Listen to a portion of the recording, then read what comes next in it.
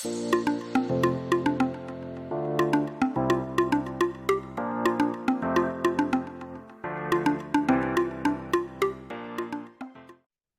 everybody. My name is Johnny. I'm Pozotron's Customer Outreach Manager. I have Adam Fritz, our CEO, on the call as well. Thank you very much for joining today. We're going to be talking about our script prep tools. So these are tools we've put a lot of work in developing to enhance the prepping side of your audiobook projects, trying to make that more efficient. And if this is your first look at our script prep tools, just a warning, today we're going to be going into all of the bells and whistles and doing a deep dive into all of its functionality. We will be covering the basics, but very quickly. So just wanted to let you know what to expect. As we go through this, if you have any questions at all, we will do a Q&A at the end, but if you have any questions in the middle of it, feel free to pop them in the Q&A box. That makes it easy for us to see that there's a question and answer it right away. I think those questions help everybody, so I'd like to answer them as they come. But with that, we will get started. Okay, so a little bit more specific on the agenda, we're going to do a script prep overview. So we'll go through all of our script prep tools. And just so you know what those are, when you accept the pricing on a project for the script prep tools, you get access to 3 tools. That's the pronunciation guide, the character guide, and the scan occurrences tool. Scan occurrences is not really a prep tool, but it's a part of the package, so we'll be covering that as well today. I'm also going to be talking about our custom dictionaries, your personal database of pronunciations and characters, the script sync tool, scan occurrences, and some additional settings in your profile to make Pozotron a little more custom to your workflow. But yeah, with that, we'll hop into first the pronunciation guide. So the pronunciation guide, what it does, when you upload your scripts to Pozotron, one of the first things it does is scans your entire script. And the pronunciation guide will look at each individual word and pull all of the potentially hard to pronounce words into a suggestions list. So this list will be available for you to go through, and I'll actually pull up Pozotron so you can see it in action.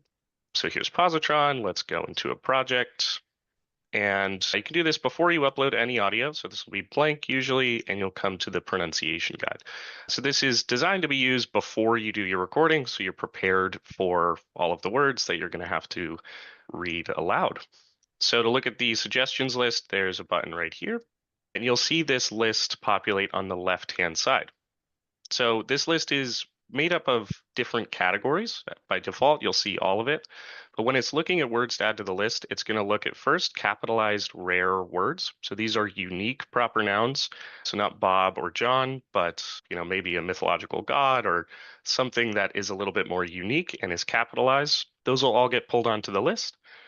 Complex words are put together in a couple of different ways. So first we had narrators go through 150,000 words and go line by line, say this word is simple or this word is complex. So any of those complex words will be put onto the list by default. And then we'll also catch any foreign words, so any words not in English. Oh, and one other thing on the complex words. So we have that list. We also inspect the individual characters, and based off of certain combinations, we can tell it's, more complex or rare, and those will get added to the list.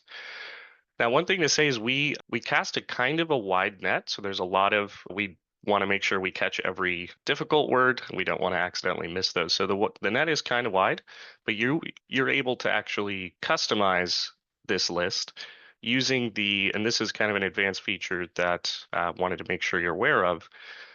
When you're ignoring words, there is an option to ignore the word in all projects. And what this does is it takes this word, it puts it into your account. And if this comes up in any future project, Pozotron will not put it on the suggestions list. So it's a little bit more time consuming to click this and then click that. Actually, maybe we should introduce a hotkey for that. Something I just thought of. But this will make the suggestions list more accurate to your... Do you actually have that in the plans? I don't remember what it's going to be, but that is in the plans. Perfect. Yeah, that'll be great. So you will be able to just press a key. Right now, you can press R on your keyboard to research the top word. That'll pop it over here, or I to ignore. And the base functionality of the pronunciation guide is it gives you the list, and then you can tell Pozotron, hey, I want you to find the pronunciation for this by adding it to your research list. You can see it pops over to the other side, gives you the phonetic spelling and a recorded pronunciation here. The ignore button just removes it from the list. The ignore all will add it to the do not suggest this list in your account. It looks like we got a question from Heather. Is there a way to change a pronunciation of a word to a specific dialect, like Canadian, for example, the word sorry? That's a um, great suggestion. Yes, so there is a way. Um, when you are researching, you can select one of our dictionaries up here. So I have Merriam-Webster selected, that's MW. For different dialects, what I would suggest is to use Forvo here. So Forvo allows you, when you select it, you can actually choose what language you're looking for, and then you can also choose the accent. So if I choose English, and then on the accent, it's going to show me a bunch of different dialects in the English language. So I can choose Canadian and try and get the Canadian pronunciation for any words that I add to my research list. So you can use that. One other thing you can do, if you don't want to use Forvo for every word, but you're curious what it found for a particular word, another feature I wanted to highlight today is this cloud button. Um, I think the icon is interesting, but if you hover over it, you'll actually see what it does, which is to get alternate pronunciations. So opening this up, I'm able to see every or most of the entries that Positron found online for this particular word. So I can look at what dictionary it's from, and in Forvo, the bracket here shows you what language or what country this audio file originated from. So, for example, if you did hockey here, it's much more likely to see Forvo CA, I believe, just because of the, it's most likely that hockey will have a Canadian. Well, let's find out.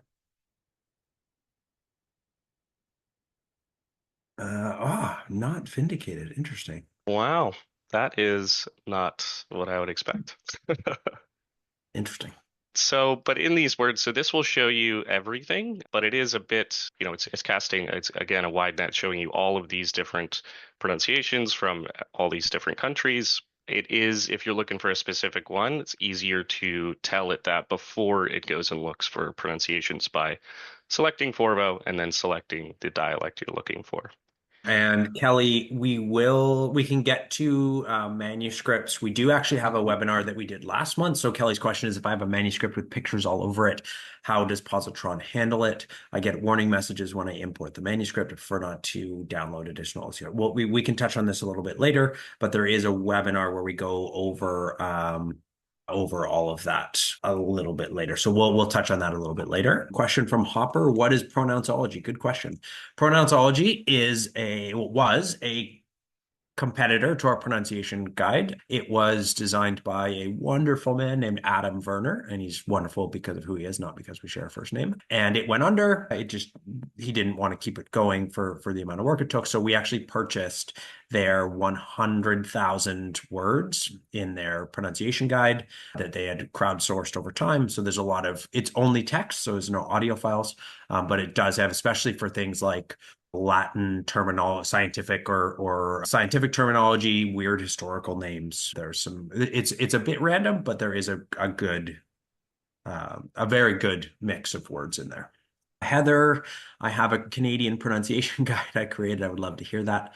Is there a way to save those words in Positron and somehow apply it to an individual product? Yes, and we will go into that a little bit later. It's called the Custom Pronunciation Dictionary, and we'll Yep. show that later. Also, also for any importing, that's one of the things I was just about to cover in the pronunciation guide. So there's kind of two ways to use this. A lot of people use both, but they use the suggestions list first to get a quick glance at all the weird words. Then when they do their own read through, they make their own list, or in your case, your own pronunciation guide. And there's a few import options. So right away, you can import words to Positron. This is a general import, so Positron will research these words when you put it in here. You can put as many things as you want in the list. If you do 2 words in one line, like Johnny Freeman, it'll make that one entry in Positron. If you just leave 1 word here, hockey's already on there. It'll make an entry for essentially each line of text that you have on here. So what we recommend on your read through as you list words that you want to research later, put them in a digital format so you can just copy that and paste it all in here, because hitting save here, it's very fast. It'll research, if you have 50 words on the list, it'll research them all at once and hopefully save you a ton of time. Another way to import is from Excel. So this requires you to have the Excel sheet in the accepted format. It's really easy to get that. Just click this here button. It'll download a file right here. And I'll just open it up to show you what it looks like quickly. So this actually downloaded everything I have on my list already, but this is the correct format. So if you wanted to import words, just put them all in the word column here. And when you're And done, you can oh, actually add in word details into the pronunciation column as well, and that'll mhm. automatically get imported for the phonetic text. Yep. So this will be the phonetic text here. You can type anything you'd like in there. Once you got that all done, hit save and just drag it into this box. It'll import very similarly to the other. The last import feature here, this is if you have a bunch of recordings, so short snippets, individual audio files of how to say Johnny Freeman or hockey or amiable, any of these words, if you have the recording that you saved on your computer or they were sent to you, if the word is on your list here, so if I'm going to add Baloo, just because I'm thinking of him. So if I have Baloo here, oh wow, we already had that saved. But if this is blank here, you're going to want to go to import phonetic audio recordings. So you can upload as many recordings as you want in any of these formats. All you have to do is make sure that the file name, the actual recording itself, is named Baloo as well, if I was uploading Baloo, or named exactly what is on your list here. So if I have all these entries and they have no recordings, I can then upload all of them to Pozotron. See people use this when the author sends them, 65 recordings of their made up words. They want to have that saved in Positron and have it a little bit cleaner, saved to their account. You can import all of those that way. Oh, that's the wrong one. Let's go here. Okay, good. Let's talk about custom words. So kind of went over how to import them. The easiest way to import a word is to type it up in here. So I already did that, but if I add a word, this will instantly search it with whatever dictionary I have selected. Yeah, so there's the ways to get them into your research. I feel like I'm forgetting something that I meant to talk about here. On the suggestions list. So this is customizable as well of what you want to see on your list. These are our 3 different categories. You can turn these on and off. So if I only wanted to see the capitalized rare words first, or I don't care about the foreign words or complex words, I can then add all of these to my research list and just see what I want to see. If I only want to take a look at foreign words, I can turn the rest off, which is, yeah, way to customize the list there. Okay, let's see what else I am forgetting. So researching, we talked about the cloud button. Okay, so here's something to talk about, just so you know what's going on in the back end. When you add a word, either from a custom word, from importing, or from adding it to from your suggestions list, Positron's going to try to find the pronunciation in 3 different ways. So the first thing it checks is if you have this word saved to your personal pronunciation dictionary. We haven't talked about that yet. I'll go into how to do that, but essentially you have an account dictionary. These are words that you've researched and you've saved them to your account. If you add a word to your list and it finds a match in your custom dictionary, it will take that pronunciation as the first one and insert it into your project. If it doesn't find anything in your custom dictionary, it'll then check the dictionary you have selected. So Merriam-Webster, Oxford, Forvo, they'll go in that, whatever you have selected there. If it doesn't find anything there for a pronunciation, the third place it checks is all of your other projects, actually. So if you have research words in different projects, you haven't done anything with them or saved them to your account, if it finds a match, it's going to take that there. So we want to save you time and not have you research things multiple times. Even if you forgot you researched something, last year, we'll pull that pronunciation in for you. So it's useful to just know how that works there, so you can be sure you have all of your pronunciations where you need them. Only thing to mention is if you delete the project, it will not work anymore. So that information's gone. If it's archived and you've just archived the project, it will still pull in pronunciations there. So a little bit of back-end positron for you so you see how that works. And one other thing that is very, very good to know about in case you need it is the changelog. So this sounds really boring, but this is really, really helpful, especially if something happens. Let's say I'm collaborating on this project and the author came in here and accidentally deleted this pronunciation. So now the pronunciation's gone. It's really easy to get that back. You just click on this where it shows the date and this little I here. So this will show you the full history of the word. So it's really helpful for tracking things when you're collaborating or even just seeing what's changed, what you've changed with the word. So it'll show you the word was added to the research list. It got the pronunciation data from an online dictionary, and then, oh, this recording is now empty. So to get this back, it's actually really simple. I can just copy this URL here, come up to a new tab, paste that in there, and it brings me to this pronunciation. So then from here, I can download it again and put it back into the project. So this is a great way to track your stuff, make sure it doesn't get lost, and also, see what your collaborators have been doing in there. To leave notes as well, to collaborate, you can also leave them any notes in here as well. If you need their help with a particular pronunciation, send that in there. Let's see, before we move on from the pronunciation guide, one helpful tip when, again, collaborating, since we're on that, let's say you have done your research, you've added a bunch of words here, but you have 50 words that the author made up. There's no way to find the pronunciation online. What you'll want to do is share this project with them. So you'll use the blue button here. This will add them to the project so they can actually come in and edit things. You can give them a particular role, which if you have questions on what these roles are, there's a link right here to see the different permissions. But this allows them to edit what they need to and not mess up anything they're not supposed to touch. But one thing I'd recommend is have them sort it by incomplete first. So what this does is it changes the list to show me anything with no phonetics or no audio recording at the top. So they don't need to sort through. They can see all those 50 words that need researching right away and come in here and actually record those pronunciations for you. And I'm going to take a sip of water because I have a scratch in my throat. But Adam, if you have anything to add, feel free to jump in. No, you covered everything really, really well. We do have one question from Heather that we will, as I said, we will cover later. But yeah, keep going. You're doing great. Good, cool. Oh, Alrighty. one thing I would say, if anyone does have a resource, pronunciation resource they do find really helpful that is not currently in Pozotron, just let us know because I can't promise we'll be able to link it, but for the most part, we can at least create the clickable search links on the right very, very easily. So.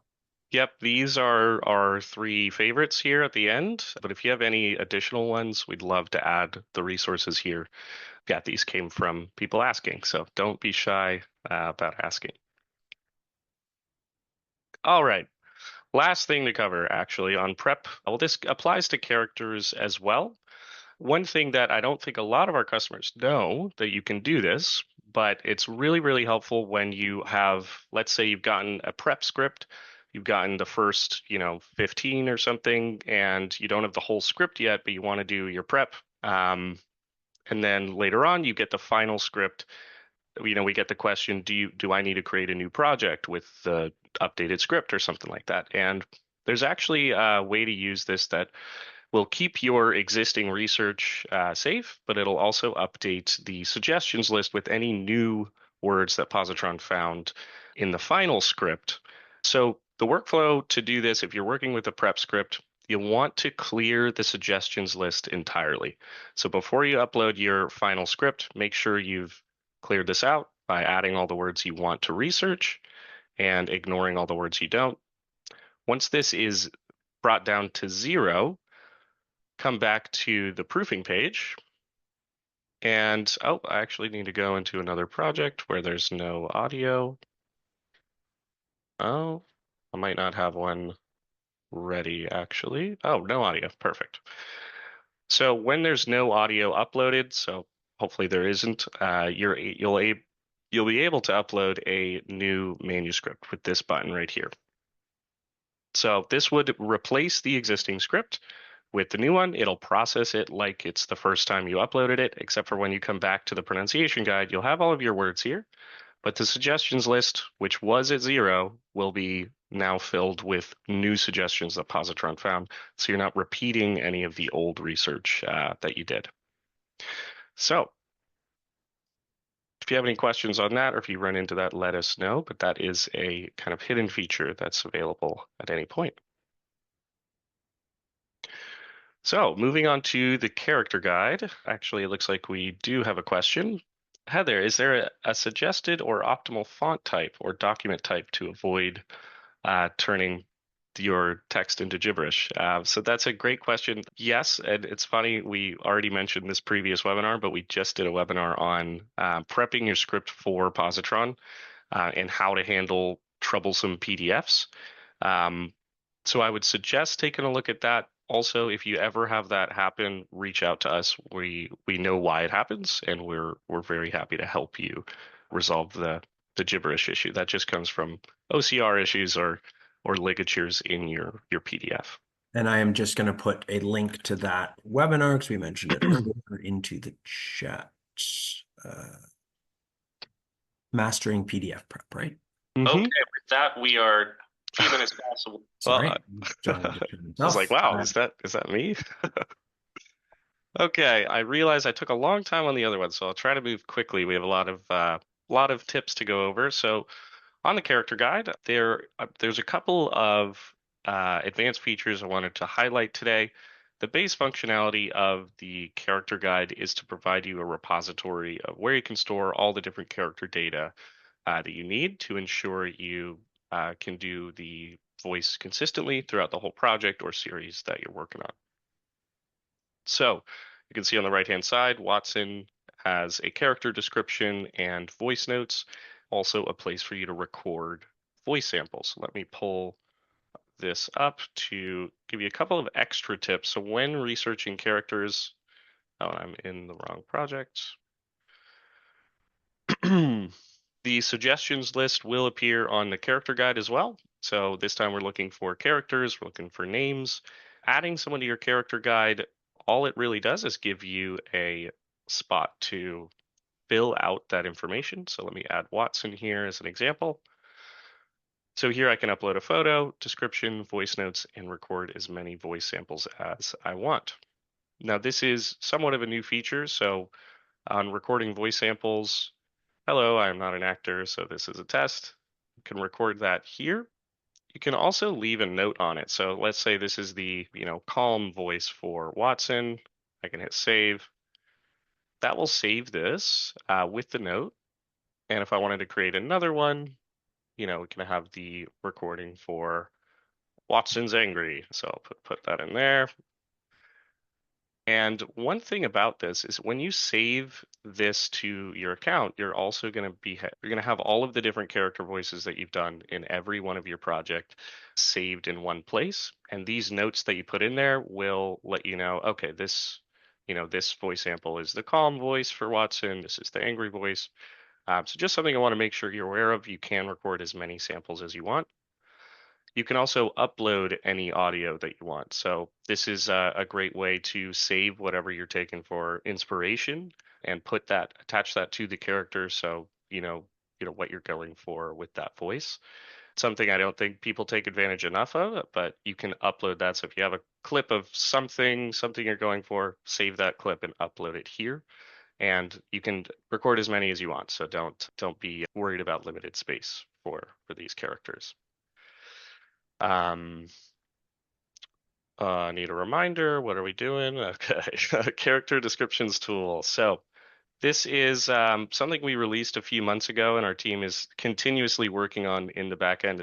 These tools are in beta, but I love showing them off. So show you in the Jungle Book. If you haven't had Pozotron do this for you yet, just want to warn you, if any of this data become descriptions or voice notes is auto-populated, no, you don't have amnesia. Pozotron did fill that out for you. So I just want to show you what that looks like. These are some characters that I've already added to my character list, but these notes I did not put in. So the Positron identified some details about these characters and actually pre-filled this out. And we're working on making this more accurate and more in depth. But right now you can see for Mowgli, identified the correct gender and gave me some details on their voice, along with Shere Khan, Father Wolf. So you'll be able to see if Positron has these details if on your suggestions list, the character has this AI tag. And it's not incredibly obvious, so this little tag right here means when you add it to your character guide, it'll come through with some details like this. Which leads also into the next point, which is the dialogue detector, another thing we are perfecting.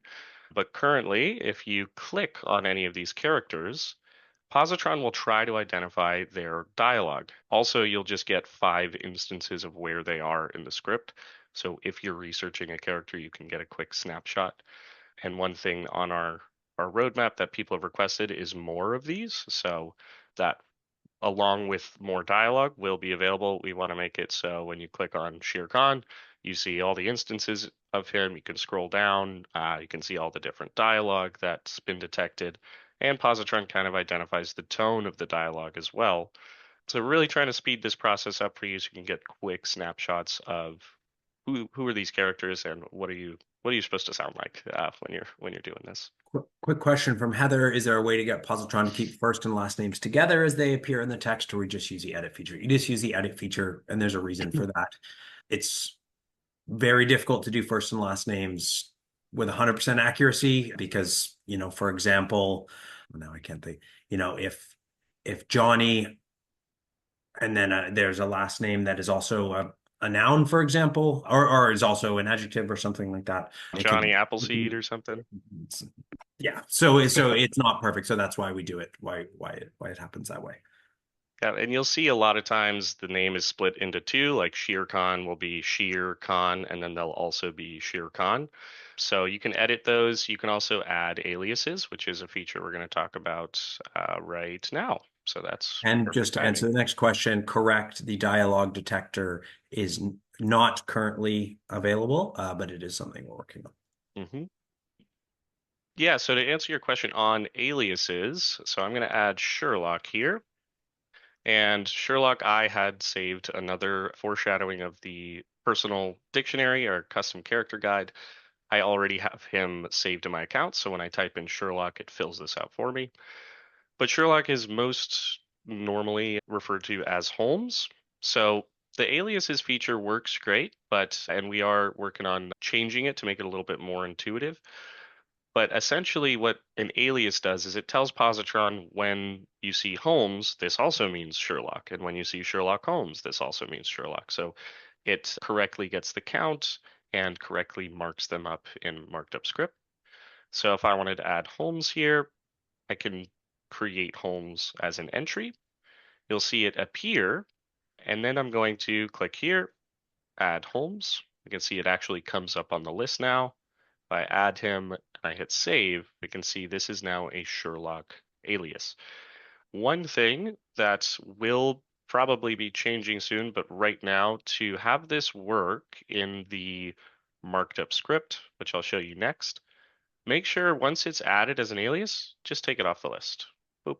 So this is still an alias, but this just aligns the data in the backend so that it works with the next tool. Again, this might not be necessary in a couple weeks, but just want to make sure you know the correct way of adding them currently. And that might be a perfect segue into the next slide. I covered collaboration on the last slide, so I will leave that and we'll move on to the marked up script, which, or actually export options. So there's a few important options for exporting that also want to make sure everybody is aware of. So when you're exporting, you can always share the project with people, but often they will have to create an account to access Pozotron. And if you just want the data, there's two very easy exports here. So you can export to Excel, which looks like this on the bottom. This is the pronunciation guide. The character guide works similarly. It has columns for the character description and voice notes. It'll have everything in kind of the standard Excel format. And then there's this online packet here. So clicking this green share online packet button creates a simple URL. Just copy this, send it to anybody. If they actually go to the web page, they'll see a read-only version of the character guide or the pronunciation guide. This feature exists on both. There's that green button there.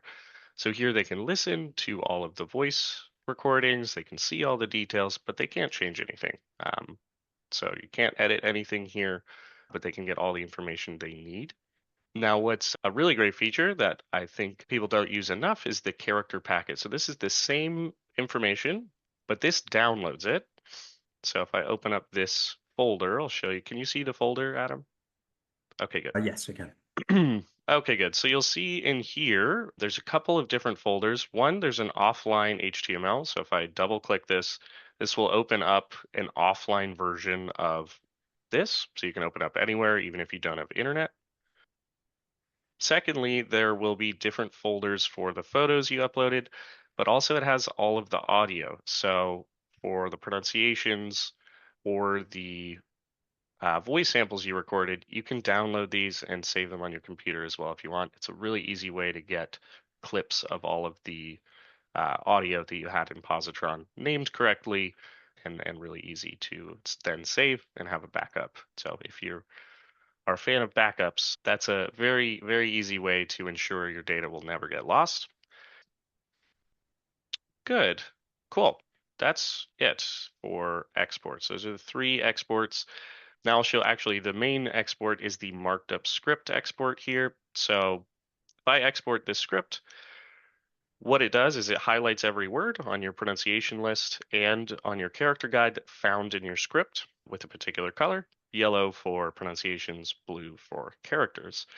But you can customize this as much as you want. So you can tell it to only do the pronunciations, only the character guide, all occurrences of a word or only the first occurrence, as well as what data from your script prep tools to include. The phonetics of how to say it, the aliases, pronunciations, all of that data can be put into quick view in your script, but it is customizable. So I'll show you what it looks like if I download the marked up script. This opens up my PDF that I uploaded. However, it is better now. Oh, and I have Sherlock. One color I didn't mention is if it's on your pronunciation guide and your character guide, it turns green, yellow, blue, green. So highlights are great, but the useful thing is hovering over the word, you'll see what information you decided to include in a comment box. So if I wanted this to be a little bit cleaner, right now it's showing me the pronunciation of Sherlock, the link to the pronunciation, the alias, and all of that. If I come back here, say I don't want that. I'm only going to do the characters, and I want it to just give me the character voice description and voice notes. So I'm going to export that, open this up. Here again, now if I hover over it, I'm just going to see the notes. There's no link to the recording or anything like that, but it does look a bit cleaner if I just want a quick reminder of who this character is. Also hovering over Holmes, because I hid Holmes on my character guide, it will show me the notes as well. If you don't hide it, this will show you nothing right now. So make sure you One of hide. the One question I've gotten on this before is, how do you make it so the comments, you don't have to hover over them? That's entirely based on what PDF reader you're using. So Hmm. there are ways in Acrobat or whatever else, Preview, whatever you're using, in most of those cases at least, to I can select it so it will automatically show all the comments either on the page or on a comment pane on the right side. So that's all based on what you're using to open your PDF. Yep, very good point. I'm in Chrome. This is just a Chrome reader. So it doesn't have any comment functionality, but you can hover over there. Great point. Okay, good. That is it for that. So the marked up script, we already talked about that. And this is a good segue into a development feature that we are currently working on and also currently getting a lot of feedback on. So if you have any feedback, please don't be shy. But Adam, I want to hand it over to you to talk about what this could be. Yeah, so we'll just talk about prep mode because recording mode of the teleprompter or the Posoprompter, as we're calling it in-house for now. Really, the prep mode, the goal is that if you're doing your full read of your book script, which, let's be honest, most coaches would suggest you do, that you do it inside of Pozotron. And so instead of having to do that and then have Pozotron open on the side, you're scrolling down through the script on the left side. And every time you come across a character you want to add, so, right at the beginning, Sherlock Holmes, highlight that, double click, add it to your character voice guide. Then say you find things about that character that you want to add. So Mr. Sherlock Holmes, who is usually very late in the mornings. So let's say for argument's sake, who is usually very late in the mornings is a something about the character that's essential to how you're going to perform that character. Click and highlight that section of the text, click a button, and it'll add that to the character voice notes. So instead of having to go and manually type everything, the goal is you're just scanning the script, highlighting the text or the characters or the pronunciation that you want, and adding them with a couple clicks to your research, whether that's characters or pronunciation. So that's really the goal. We do actually have, and Johnny, one thing I remembered as we were going through this is the ability to pull all those cues from proofing. I don't know if we had planned to go over that. I couldn't remember. But that is Hmm. something show. Yeah. Okay. Yep, So we'll go Johnny over will that show. next. Yeah, so Johnny will show that next. We currently have this functionality from the perspective of an existing project in Positron, pulling that even audio samples Johnny will show. And so it's going to work very similarly to what Johnny's going Hmm. to show next. But really the goal is you're doing your full read in Positron and then automatically transferring those notes, cues, whatever, to your pronunciation and character guides.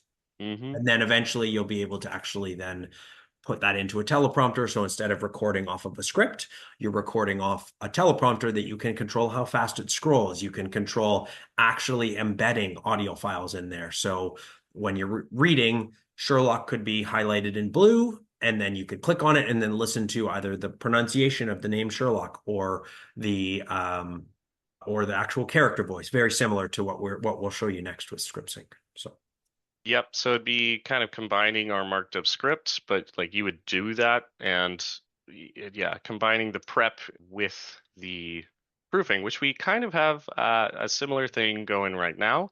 This script sync functionality is really cool. It basically establishes a two-way communication link from your prep tools to the proofing tool.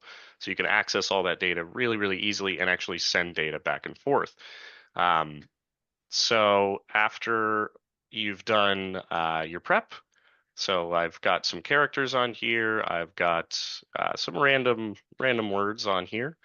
When I come to proofing, so I'm going to come into a chapter.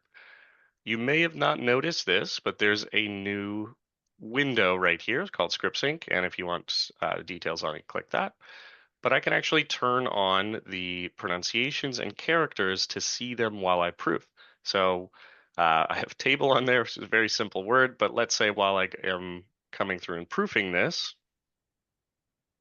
okay, good. So let's say this is a more complicated word, and I want to make sure that the narrator, what I just listened to, or the narrator said table, let's make sure he said it the way we agreed in the pronunciation guide or the approved pronunciation.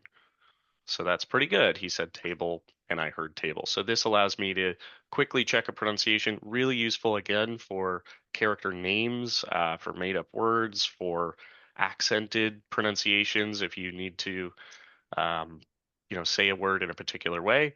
Mexico or Mexico, you want it to always be one or the other. You can listen back and make sure you said it in the proper way, as well as for any characters, Sherlock. So I have voice recordings here. I don't know what's in them because I recorded them when I was messing around.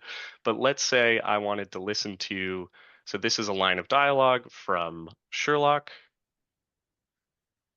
to make sure that that character voice is aligned with the research. I can click on Sherlock and see the voice notes, see the description, and actually listen back to the pre-recorded voice note and be like, oh, okay, that matches, the character voice matches, it's being consistent throughout the book.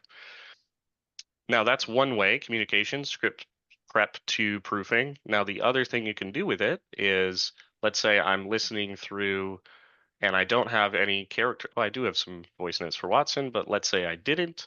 I could listen to a line of his dialogue. So that's Watson's dialogue. I can just take this by clicking and highlighting it. And there's an orange button here to create an audio snippet. I'm going to take that, I'm going to go to characters and just add it to Watson. So now this is fully saved to the character. It's in my project, and then you can save it to your account as well. So really easy to have two-way communication. If you don't want any of these highlights, you can turn them off. I believe it still works. Oh, no, it doesn't. Okay. So you'll have to have that on to listen back to it. But yeah, it's a new feature. Just want to make sure you knew about it and could use it if needed. There is a question from Kelly, and I'm not Hmm. 100% sure. I think it's likely in relation to the teleprompter. That That's the is, prep mode. Yeah. I've been using iAnnotate for script prep, and I also use my iPad. How would you suggest? So our goal, quite frankly, is that you no longer have to use iAnnotate. You're just using Pozotron, and the plan is to make, I mean, the plan actually is to make all of Pozotron available on mobile and iPad. Eventually, if you can do your prep or do your post-production proofing while you're riding the train to and from your day job or anything like that, that's the goal. But that is a very big technical challenge Tim. that we are working on. But Kelly, yeah, just so you know, the goal is to make it available on iPad, and we're going to focus primarily on things like prep mode first for mobile. That's going to make it much, much, much easier. And just so you know, that will still be browser based. It won't be an app, but that is the goal. A lot of it is a UI challenge. So Tim, yes. I love your feedback. That is awesome. Cool. So moving on from script sync, finally answering your question, Heather, the custom character guide and pronunciation dictionary. So essentially, I explained this, but this is an account database for you, your personal database for all of your characters and all of your pronunciations. It's really easy to save them. Like we mentioned, there is project sharing. So if you have a character in a project and you add it to your new projects list and it doesn't find anything, it may take it from a previous project. Actually, does it work with characters? Will it find Sherlock in another project and pull it into a new I know it works with pronunciations, but Yes, as in like all the details you've added. Yes, Mhm. correct. It Okay, does. good.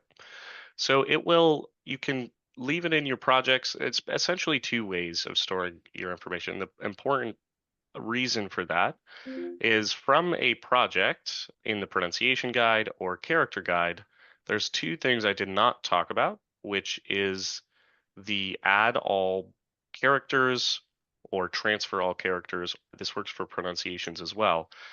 This will take every character in your project and move it to your account repository. So they're saved in your actual account. And again, they take priority in the research list. So if it's there, if it ever comes up anywhere else in any other project, that'll be the first thing that Positron looks at. You can also transfer all of the characters or all of the words from your account to a particular project. So this is really useful when you're working on a series. Let's say you have, you know, 50 characters from doing a whole bunch of Star Wars books or something like that, that you save all of those to your account. Let's say you're doing a new Star Wars book or a new book with characters like that. You can then take all of those voices, put them in your project, and have all that research available. It'll also hide any of the characters that don't have any occurrences. So we always count how many times a character appears or a word appears in your manuscript. If it's at 0, it'll hide that automatically. So you can pull all of those in and then see only the relevant characters. Um, so you can add them to your account either by doing all of them in batch, or there's a plus button here. This will just add the character to your account. So it's already in my account. It'll also warn you if you're trying to overwrite something. But we can take a look at that by going to your profile and going into either the pronunciation dictionary or the character guide. So I've got Sherlock here, and I really recommend using this as your storage of all your voices because it's really easy to come in here, see the characters, see the notes for each of the particular voice recordings you've made, and yeah, it's available to store there forever. You can also import or export all of this. So they're in your character guide. You want to download all your voices, you can export the character packet or Excel reports. And anything I'm missing on that? Mass import, export between projects. Good. However, if you have just left your characters in a project, there is also a transfer research button right here, which I didn't talk about. This allows you to take any particular project's script prep tools, so pronunciation for any project, and move it into another. So I can take all of the words here and pull them into any other project that I have access to.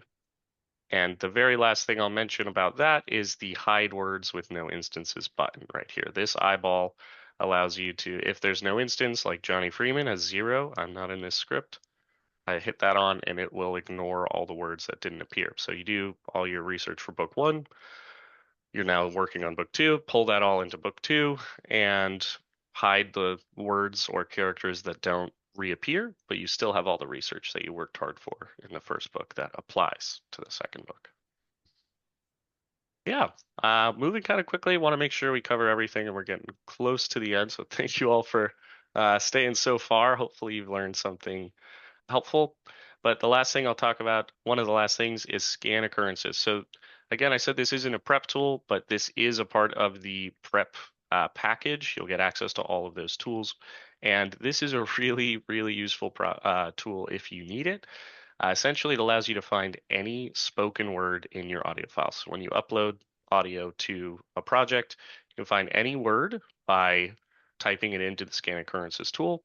It will show you all of the different instances split into little clips of where you said this word throughout the whole project. So if you have 20 hours in there, you'll be able to see every time you said Sherlock or every time you said either to make sure, or neither to make sure you didn't say neither or whatever. You can find all of those occurrences. Also includes aliases now, which is a new feature. There's a checkbox right here to include aliases. So when it scans for Sherlock and Holmes is an alias, with that turned on, it'll combine them into one. So you could hear every time you said Holmes and Sherlock. It's very, very useful. Now, once you've done that, I'll actually just go to the tool because it's a little easier to see. So any of these words, I can hit scan. This shows me all of the clips. When it's loading right now, loading these clips. When it's done, you can hear it started playing Watson. It's going to show me every time I said Watson throughout the whole project. And if there's any issues with these, if I only messed up one, I can click that and mark it as a pickup. If I messed up everything, I need to redo all the times I said Watson, I can mark all of them as a pickup, or I can just export this straight to my DAW. So just choose, Audacity. That will download a file that I can import into my session and just see all the Watsons marked for me so I can make those corrections. So if you need it, can save you a ton of time. And yeah, you have access to it if you're using the prep tools, so make sure you use it if you need it. All right, one last thing, I think, the profile settings. Quick tip, these are easy ways to customize your experience in Pozotron. So I'm going to go to my profile here, and you'll see there's an option for proofing and prep. So this is a couple of settings here. Some of these have to do with proofing. But the very top one is just to select your dictionary. So if you want it to always default to Merriam-Webster, Oxford, Great Britain, US, or Forvo, can select that so I don't need to make sure I'm using the correct dictionary. It'll always have that selected at first. And then this is where you also see all of the ignored research words. These are words Positron will never recommend in a suggestions list. So if you see these words, well, one, you can edit them. I could, get rid of anything I've ignored all on accidentally. I could also, copy and paste a bunch of words in here that I just don't want Positron to ever suggest. And yeah, customize the suggestions list a little bit more. The last thing is a prompt to confirm final recordable script. Turning this on before you upload audio, Positron will say, are you sure? Is this the final script? Because once you upload audio, you can no longer change what script is attached to a project. So this just ensures you don't accidentally upload some audio before you've uploaded the final script. Um, Up to you if you want that on or off, but always, always good to be safe. All right. Anything I missed, Adam? No, I think that was very comprehensive, and we're 5 minutes left in our hour. So, if are there any, does Made it through. capitalization make a difference, or will positron automatically factor in So both? Avon and Avon, I believe it factors in both. Yes, I believe it's I believe it is capitalization independent. Actually, I can confirm that when you ignore a word, so these words I ignored, these were capitalized words, and in here it brings it down to lowercase, so it just assumes it has one format in here, but it will ignore capital or non-capital words. Good question, though. Good, yeah, in the Q&A. So if there's any additional questions, I've got a few minutes, happy to answer them. I hope this was helpful so far. Hopefully it wasn't too in the weeds and didn't put you to sleep. But if you do have any questions on this stuff, you can always schedule a call with us. I'll actually show you quickly in Positron. When you're in your homepage, one, there's the Get Help button that just comes straight to us. And I can ask any questions, request any feature. We'd love to hear it. There's also a button here which is a book a video demo. Now it says a demo, but this really just books a meeting with me, Adam, or Daria, and we are always happy to hop on a call to either hear feedback to help you solve an issue or anything like that. So don't be shy about using it. And it looks like we have a question. What is the status of the teleprompter feature? Adam. In development. It is in development. Next question is going to be, when can we have it? Good question. Hopefully, we will have a beta version early next year, but that is to be determined. It depends on many factors, but hopefully early next year. Yep, hopefully soon. That'd be awesome. Perfect. Well, thank you very much, everyone. Going once, going twice. Thank you, Oh, Tim and Patty. Really glad it was helpful. We will always be around for questions, but we'll let you go. If you're celebrating Thanksgiving tomorrow, have a happy Thanksgiving and eat a lot of food, as I will be doing. Thanks bye, for everyone. joining. Bye bye.